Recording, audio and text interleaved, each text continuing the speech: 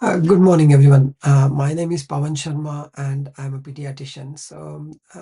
This is something away from the routine topic, but to somehow related to health and economy. I am having myself a sweet tooth, and I'm very fond of the Indian sweets like Kaju Katli, Gulab Jamun, and so on and on. I'm sorry, so got a little bit of a sore throat. Now, I have always been observing that there is a silver foil in lots of sweets, and then silver is part of lots of food products. I was just questioning myself, do we really need this? So, let's have a little look at what the economy is, and then we'll talk about what we should be thinking differently and what are all your opinions are. So I just decided to Google and find out what's happening with the silver economy or silver business as such. So it's interesting to see the use of silver in food is somewhere between 100 to 250 tons in a year's time, and the maximum is used in India, Bangladesh, and Pakistan. So now this value is around 900 crores of Indian rupees, or you can say $90 million. So now the question is, where does all this gold, silver goes when it goes into our body? I think that I will absolutely leave it to yourself to think about and what happens to it. So the most interesting thing is, why do we need silver in our body? So let's talk a little bit about that. Human body needs several things, from carbohydrates, proteins, lipids, and vitamins and various minerals. And there are also trace elements, but silver is not part of human body. It cannot be metabolized in the human body, and we do not need at all silver for our health.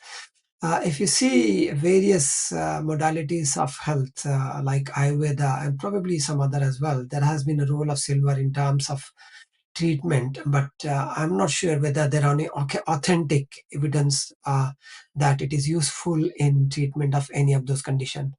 So, having said, I think the simple answer to my own question, do we need silver for our body? The answer is absolutely no, as on today. Okay.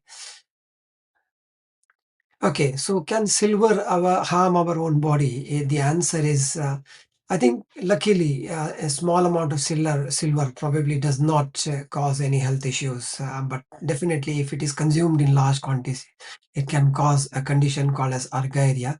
I will leave it to you guys to find out what that condition is. The other problem is, heavy metals, and that probably includes silver as well. So those who have kind of renal conditions, they should be really careful about having heavy metals in their food. So I'll be really cautious about those things. Now, let us come back to the silver in the food or silver foiling on the various sweets like Kaju Katli and others. Is it going to be harmful to our body? Probably not, because it's too small a quantity to cause any problem. The question is, if we don't need it, do we really need to have it? That's one thing. The second thing is it worth wasting all this amount of silver in the food we consume, which probably is not serving any purpose except for a decoration and something which looks nice?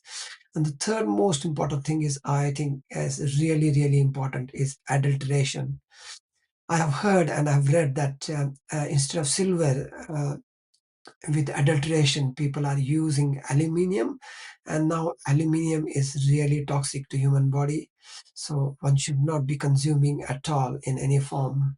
So I think I will leave that decision to you to decide whether we need to use silver in our food or not.